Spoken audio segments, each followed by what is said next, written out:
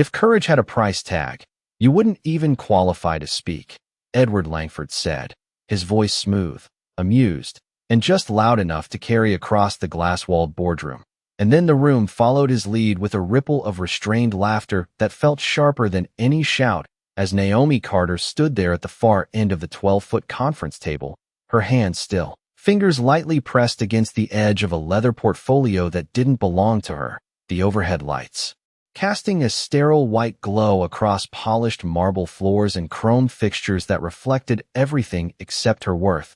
And for a moment no one moved, not the executives in tailored suits, not the legal team hovering over tablets, not even the assistant who had paused mid-step with a carafe of coffee, because what had just happened settled into the air like something final, like a judgment already passed before a defense could be spoken, and Edward leaned back in his chair with the quiet confidence of a man who had never needed to question his own authority, his cufflinks catching the light as he folded his arms, eyes fixed on Naomi with a kind of detached curiosity, as if she were a disruption rather than a person, and Naomi felt it, not just the words but the weight behind them, the way the room tilted subtly away from her, the way eyes slid past her as if she had already been dismissed, and yet she didn't step back, didn't shrink, because somewhere beneath the hum of the air, conditioning and the faint ticking of a wall clock counting down seconds no one acknowledged, there was something else pressing forward, something steady and unyielding that refused to disappear, and Edward tapped a pen once against the table, a soft, deliberate sound that cut through the silence, signaling impatience, signaling control, signaling that whatever this was, it would end on his terms, and Naomi lifted her gaze, meeting his without raising her voice, without shifting her stance, her reflection faintly visible in the glass wall behind him where the skyline stretched out in cold blue lines against the late afternoon sky. And for a fraction of a second the room held its breath, because there was something in the way she looked at him that didn't match her position, didn't match the temporary badge clipped to her blazer, didn't match the expectation that she should apologize, retreat, disappear, and Edward noticed it too. Though he wouldn't name it, wouldn't give it weight, because men like him had built entire lives on the certainty that they could read people instantly and correctly.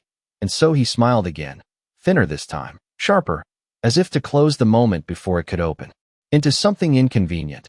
But the silence didn't break the way he expected. It stretched instead, quiet and tense, like a wire pulled too tight. And somewhere in that silence, beneath the polished surface of power and protocol, something unseen began to shift. Naomi Carter had not been scheduled to be in that room. Not on the 27th floor where decisions worth hundreds of millions of dollars were made in under an hour. Not among people whose watches alone cost more than what she had earned in a year. And yet she stood there because she had followed something that did not have a name, something quieter than ambition and stronger than fear. The same instinct that had followed her since she was a child sitting at a worn kitchen table in a two-bedroom apartment where bills were stacked higher than groceries, and every decision carried consequences that could not be undone. She had learned early how to read what others ignored, how to listen not just to what was said, but to what was hidden between lines. Because mistakes in her world did not come with second chances. They came with eviction notices, with lights being turned off, with silence that lingered too long. And that same awareness had carried her through years of studying. Documents that were never meant for her, late nights spent at public libraries where the air smelled faintly of paper and cleaning solution, watching lectures on finance and law through borrowed headphones, piecing together a language that had never been offered to her directly. And even now, with a temporary badge clipped to her blazer and a contract position that barely placed her name on any official roster, she moved through the building with a kind of careful attention that others mistook for invisibility. But it was never invisibility. It was observation. It was patience. It was knowing that truth rarely announced itself loudly. And earlier that morning when she had passed by a printer station near the executive offices, she had seen the document, thick, bound, marked confidential in bold letters that suggested importance, but not necessarily honesty. And she had not meant to read it, not at first, but a single paragraph had caught her eye, a clause buried deep within pages of dense legal language that seemed ordinary until it did not. A subtle shift of liability that transferred risk in a way that would not be obvious to anyone moving too quickly. and she had felt that same quiet pressure in her chest, the same instinct that had guided her before, telling her that something was wrong, not just technically wrong, but morally wrong. The kind of wrong that would not surface until it was too late, and she had stood there longer than she should have, scanning line after line, her fingers hovering just above the page as if touching it would make the consequence real. And when she realized what it meant, she had not felt fear first, she had felt certainty, the kind that settles deep and refuses to be ignored. And still she had hesitated, because stepping into a room like this, speaking against someone like Edward Langford, was not just about being right, it was about being believed, and people like her were rarely granted that luxury. Yet something in her refused to stay silent, because she had seen what silence could cost. And so she had walked into the boardroom, past the glass doors, past the surprised glance of an assistant who did not stop her quickly enough, and now she stood here under the weight of their judgment, aware of every small detail, the hum of the ventilation system, the faint scent of polished wood, the way one executive avoided looking at her while another studied her with thinly veiled skepticism, and Edward Langford, seated at the head of the table, watching her as though deciding whether she was worth another second of attention, and Naomi understood exactly what they saw when they looked at her, a temporary worker, a name that did not appear on their hierarchy charts, a presence that could be removed without consequence. But what they did not see was the years behind her eyes, the discipline that had shaped her voice into something steady even now.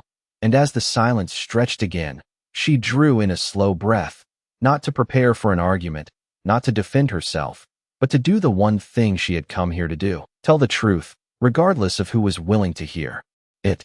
Edward Langford had built his reputation on precision, on instincts sharpened by decades of navigating deals where hesitation cost millions and trust was a currency he rarely extended.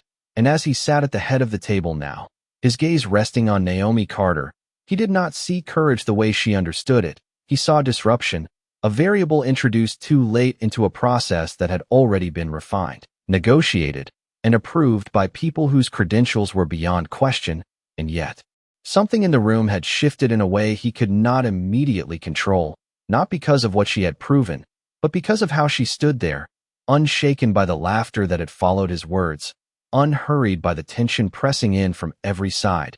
And Edward was not a man who ignored anomalies, even when he dismissed them, especially when they carried a quiet persistence that did not align with their position. And he leaned forward slightly, resting his forearms on the table, the faint creak of leather marking the movement, his voice lower now, more deliberate. You walked into a restricted meeting without authorization, interrupted a finalized agreement, and now you are asking me to believe that you see something my legal team missed. And the words were not raised, not aggressive, but they carried the weight of authority that had ended countless conversations before they could begin. And around the table, heads shifted subtly, some nodding in agreement, others watching with interest sharpened by uncertainty, because while it was easy to dismiss her presence, it was harder to ignore the fact that she had not backed down, and Naomi felt the pressure of that moment settle around her like a tightening frame. Every eye a measure of expectation, every second a test she had not asked for but could not walk away from. And she did not rush her answer, did not match his tone with defensiveness or urgency, because she understood something that rooms like this often forgot, that truth did not require volume to exist, only clarity. And when she spoke, her voice carried steady, grounded not in defiance but in certainty. I am not asking you to believe me. I am asking you to look again. And the simplicity of the statement landed differently than argument would have. It did not challenge his authority directly. It challenged the assumption beneath it. And for a brief moment, Edward's expression shifted, not enough for most to notice, but enough to register internally as something he could not immediately categorize.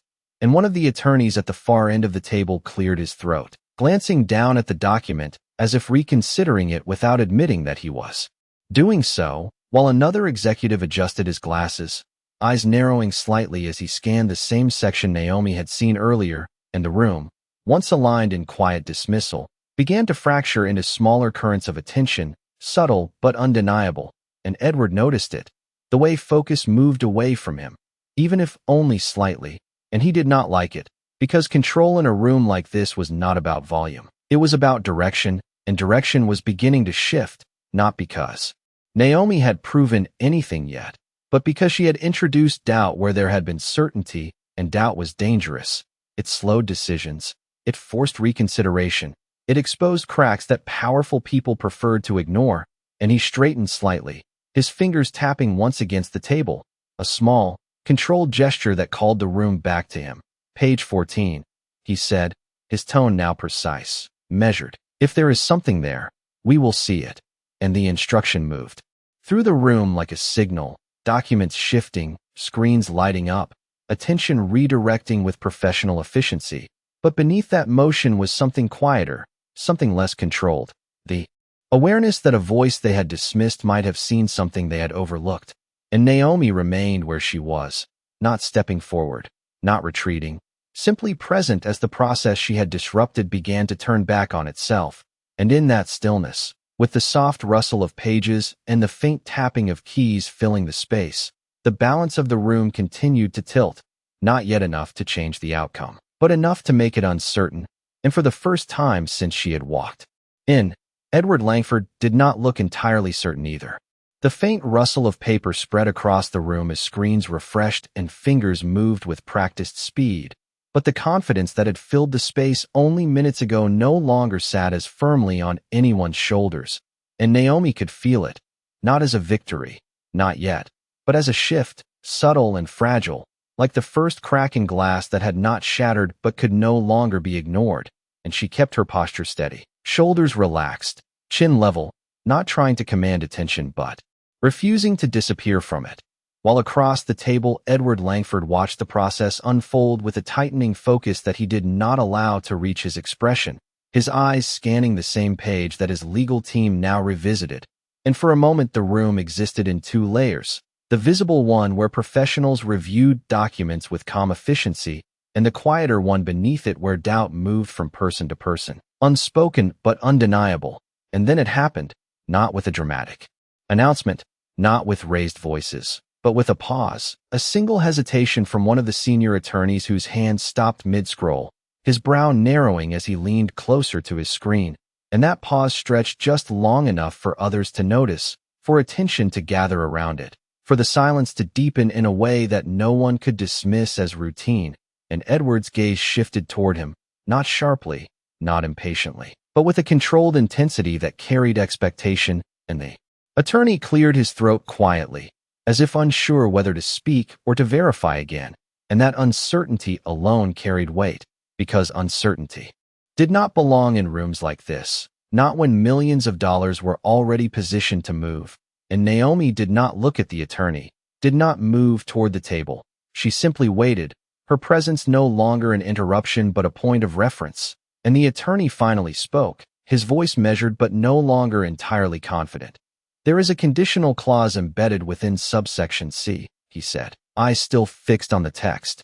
It appears to reassign liability under specific compliance scenarios. And the words landed carefully, chosen to remain technical, neutral, but they carried an implication that could not be softened.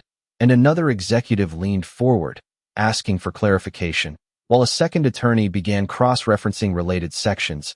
And the rhythm of the room changed from dismissal to investigation, from certainty to verification, and Edward remained still, his expression composed. But inside that composure something recalibrated, because this was no longer about a disruption. It was about a possibility that the process he trusted had missed something, and that realization did not arrive as shock but as resistance, a quiet refusal to accept it without confirmation. And he spoke again, his tone controlled, precise, explained the extent of the exposure, and the question redirected the room into analysis. But it also acknowledged something he had not yet admitted aloud, that Naomi's presence had not been baseless. And as the attorneys responded, outlining potential consequences in language that grew increasingly cautious, Naomi felt the weight of the moment settle more heavily, not because she had been proven right, but because the truth she had seen was beginning to take shape in front of people who had the power to act on it. And still she did not step forward, did not claim ownership of the discovery, because this had never been about recognition. It had been about preventing something she understood too well. And Edward's gaze returned to her briefly, not with dismissal this time, but with a quiet scrutiny that searched for something he had not seen before, something that did not fit into the categories he relied on, and for the first time the distance between them felt less defined by position and more by perspective, and the room continued to move, voices low, documents shifting, the air carrying a tension that no longer pointed at Naomi but at the decision itself, and in that shift, the balance of power did not collapse. It adjusted, just enough to make space for a truth that had nearly been overlooked. The words from the legal team did not land all at once. They unfolded in careful layers, each sentence adding weight to the one before it, until the room no longer felt like a place of decision but a place of reckoning. And Naomi could sense the shift fully now, not just in posture or tone, but in the way people avoided making quick statements, in the way silence lingered longer between responses. And Edward Langford sat very still at the head of the table, his presence unchanged on the surface. But the rhythm of his control had altered, no longer directing the flow with certainty, but holding it in place while something deeper was being examined. And one of the attorneys finally looked up from his screen, his expression no longer neutral. If this clause is triggered under the conditions outlined here, the entire liability transfers exclusively to us, he said, his voice steady but carrying a caution that had not been there before. It effectively removes accountability from the other party in a way that would be extremely difficult to challenge after execution. And a low murmur moved across the table, restrained but undeniable, as executives exchanged brief glances that spoke more than their words, and Edward's fingers pressed lightly against the edge of the table, not tapping this time, not signaling impatience, but holding still as if anchoring the moment. And he asked another question, quieter now, more precise. How was this not flagged? And no one answered. Immediately, not because they did not hear him, but because the answer carried implications none of them were ready to claim, and that silence stretched, thick and uncomfortable, before the senior attorney responded carefully. It is structured in a way that mirrors standard compliance language, but the phrasing shifts responsibility in a conditional scenario that would not trigger immediate concern unless reviewed line by line with that specific risk in mind. And the explanation was technical, reasonable, but it did not remove the fact that it had been missed, and Edward leaned back slightly, his gaze lowering to the document again, but this time not with dismissal, not with confidence, but with focus sharpened by something quieter, something closer to recognition. And Naomi remained where she was, her breathing steady, her hands still resting against the portfolio, not claiming the moment, not drawing attention to herself, because she understood that what mattered now was not who had seen the truth first, but whether the truth would be accepted.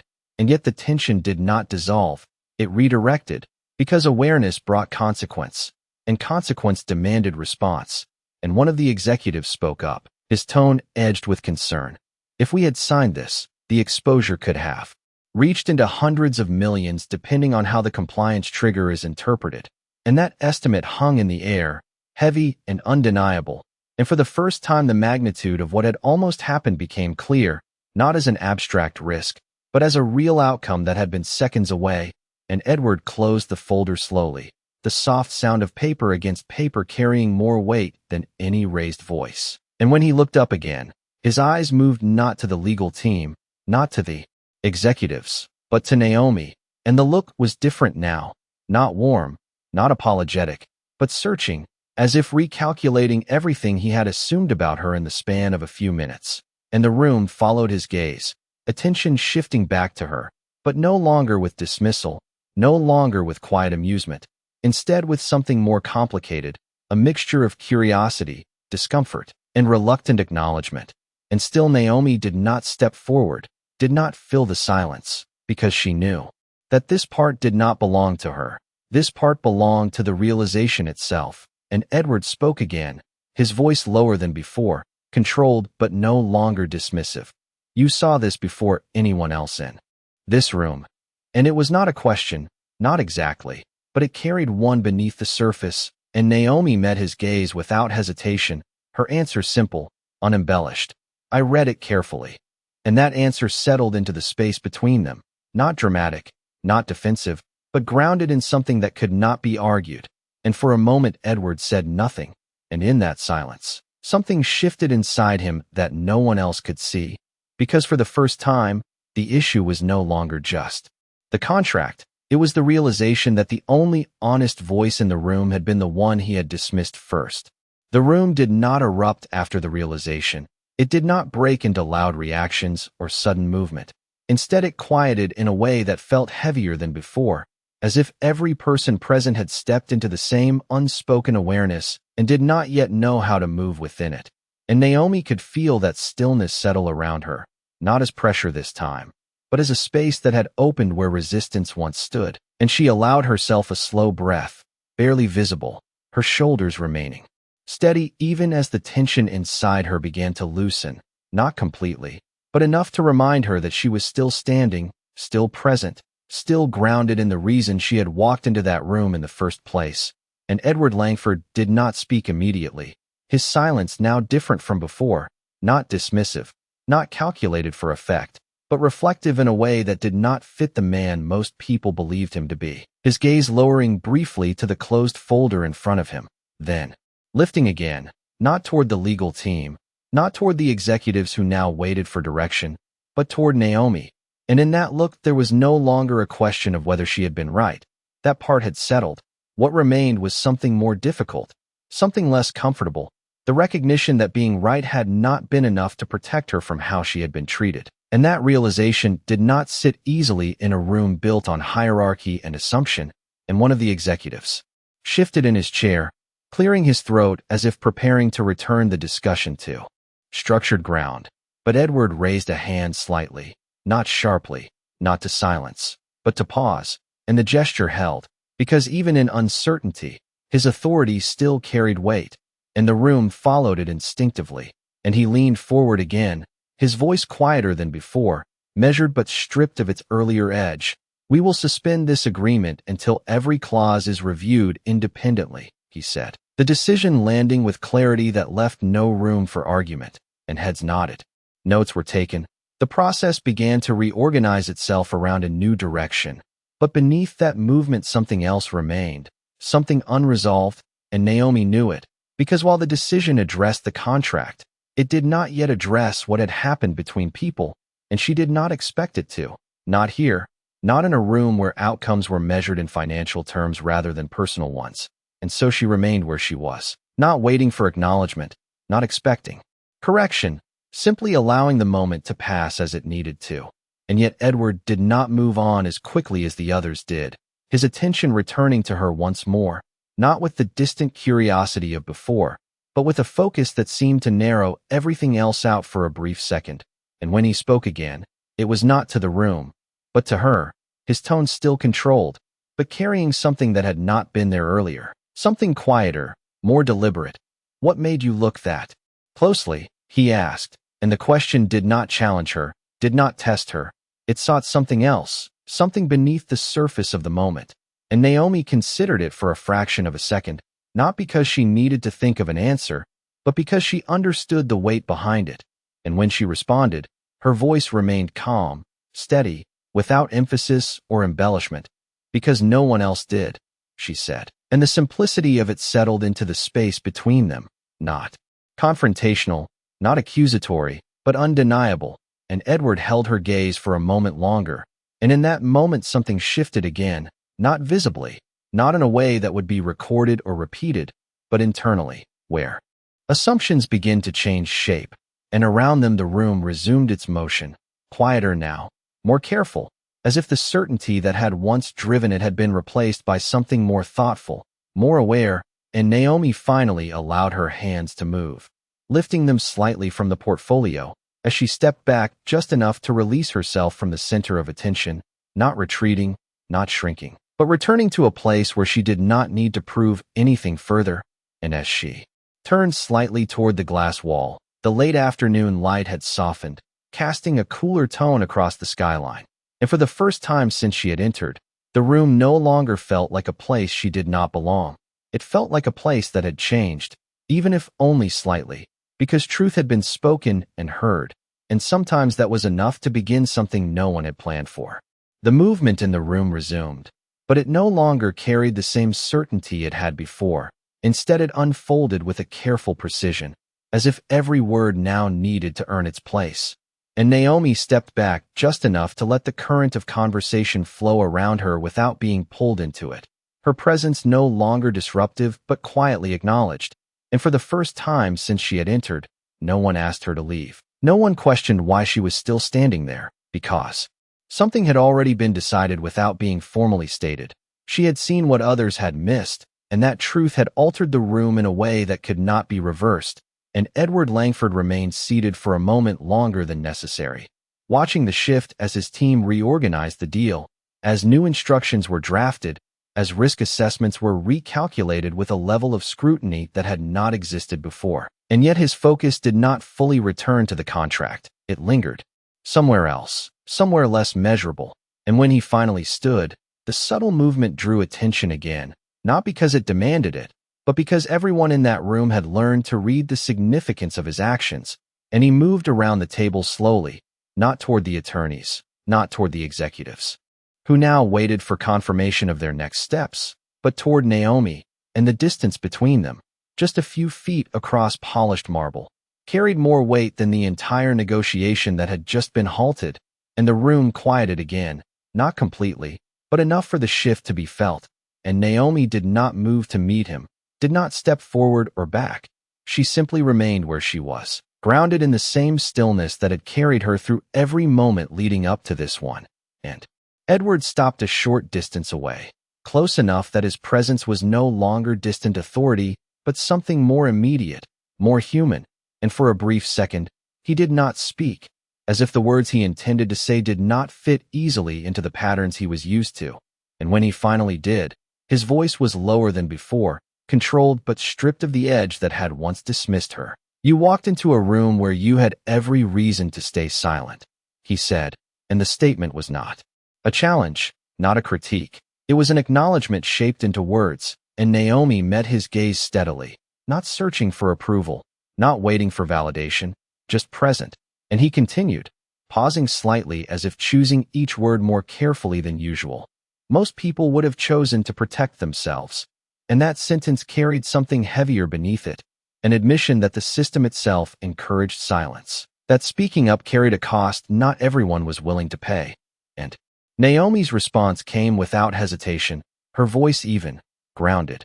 "I have seen what happens when no one speaks," she said, and there was no need to explain further, because the truth of that sentence lived beyond the room, beyond contracts and negotiations. It lived in consequences that could not be undone once they began. And Edward held her gaze for a moment longer, and something in his expression shifted again, not dramatically, not in a way that would be noticed by most, but enough to mark a change, a recognition that what stood in front of him was not defined by the position she held, but by the choice she had made.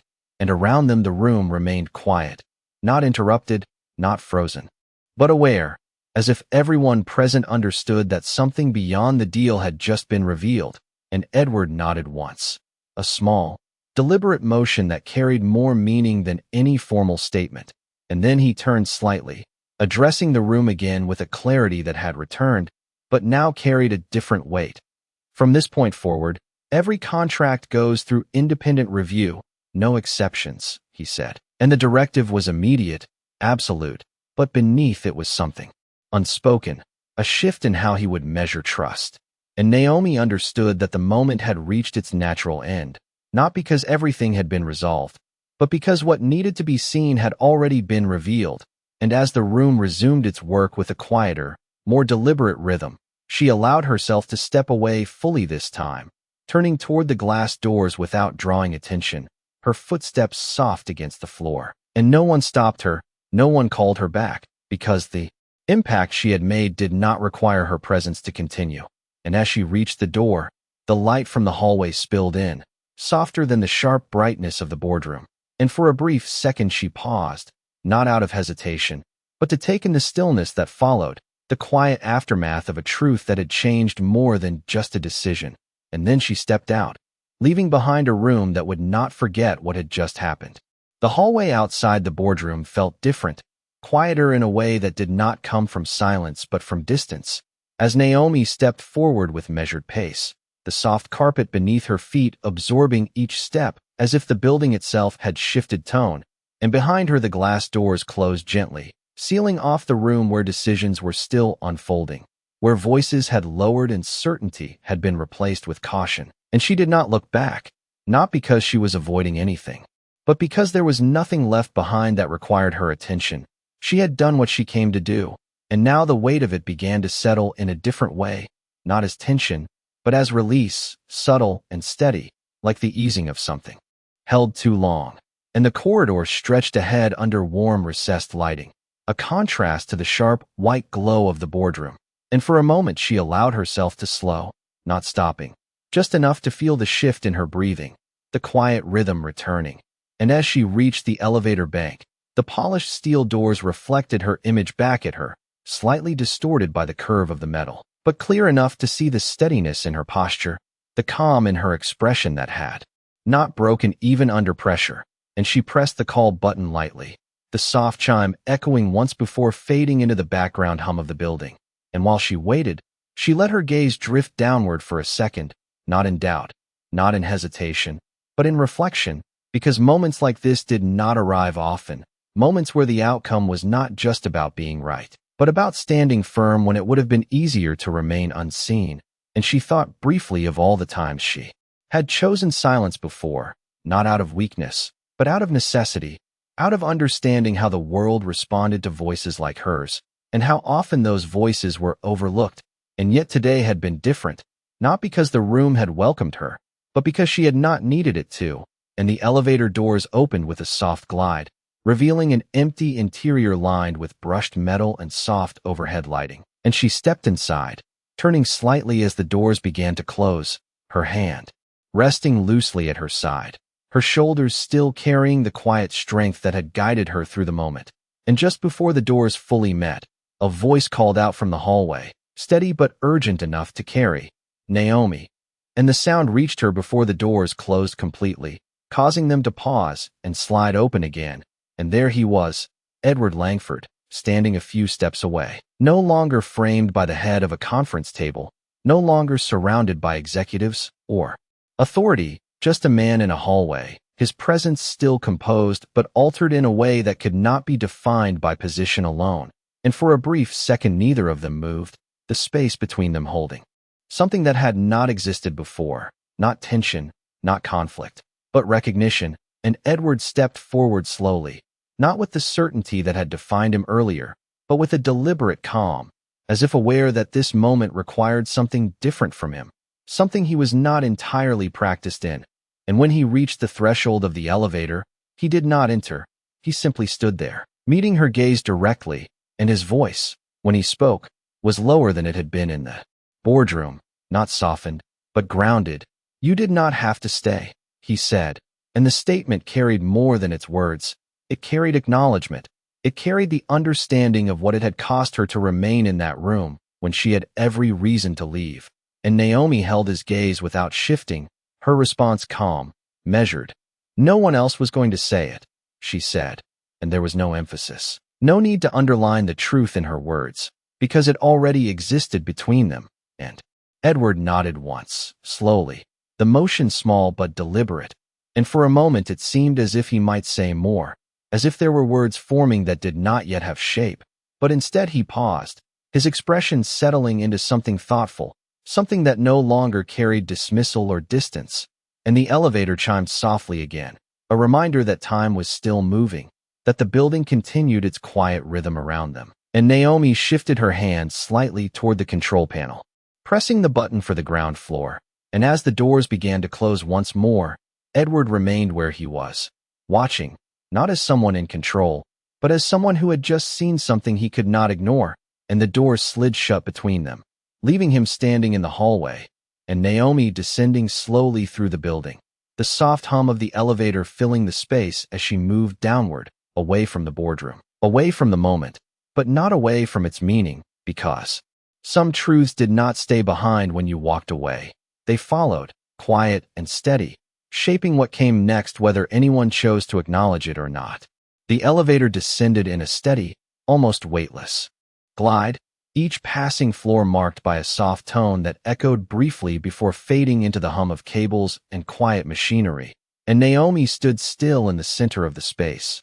Her reflection mirrored on three sides, not distorted now but clear, grounded, as if the building itself had stopped trying to reshape her image into something else. And she let her eyes rest on that reflection for a moment, not searching for validation, not measuring what had just happened, but simply acknowledging it, the way one acknowledges something real without needing to explain it. And when the doors opened to the lobby, the shift in atmosphere was immediate, warmer, more open, filled with the low murmur of conversations and the distant sound of footsteps crossing polished stone, and she stepped forward into it without hesitation, her pace unhurried, her posture unchanged, as if the weight of the upper floors had never touched her at all. And outside the tall glass entrance, the late afternoon had settled into a softer light, the sky stretching wide in pale blue with the city moving steadily beneath it. And she walked toward the doors, the quiet rhythm of her steps aligning with something internal, something steady that had not been shaken even when the room had turned against her. And as she reached the exit, the glass parted automatically, the air outside cooler, carrying a faint breeze that moved gently across her face. And she paused for just a second on the threshold, not out of hesitation, but to feel the transition, the difference between a place defined by power and one defined by movement, by life continuing without regard to titles or positions. And then she stepped out fully, the doors closing behind her with a soft seal, leaving the building standing tall and unchanged, though something inside it had shifted in a way no one could undo. And far above, on the 27th floor, Edward Langford remained in the boardroom long after the others had begun to leave. The documents still spread across the table, the revised notes already forming a new direction. And yet his attention was not on the numbers, not on the clauses that had nearly gone unnoticed, but on the absence. Left behind, the space where Naomi Carter had stood, the quiet certainty she had carried, and the way it had unsettled something he had long believed unshakable. And he moved slowly toward the glass wall, looking out over the same skyline she had seen moments earlier, but it did not look the same to him now. The lines of the city no longer just a measure of growth or control, but something more complex, something that could not be managed by confidence alone. And he let out a breath he had not realized he was holding, the sound barely audible in the empty room. And for the first time in a long time, he did not reach immediately for the next decision. He allowed the silence to remain, to settle, to exist without being filled, and somewhere within that silence, a recognition took shape, not loud, not dramatic, but clear, that strength did not always come from authority, that truth did not require permission, and that the one voice he had dismissed had been the only one that had not been influenced by comfort or assumption. And back outside, Naomi walked along the sidewalk, blending into the movement of the city without drawing attention, just another person among many. And yet there was a quiet difference in the way she moved, not in confidence gained, but in something confirmed, something she had always known but rarely seen acknowledged. And as she reached the corner, the light shifted, casting a soft glow across the street as cars passed and people moved around her. And she did not look back, not because she needed to forget, but because there was nothing behind her that defined what came next. And above her, the glass tower reflected the sky, its surface smooth and distant, holding no trace of the moment that had taken place within it. And yet that moment remained, not in the building, not in the contract, but in the quiet space between what had been assumed and what had been proven. And as the city continued its steady rhythm, the truth of it lingered, not spoken, not announced, but present in the kind of silence that only comes after something real has been seen and cannot be unseen.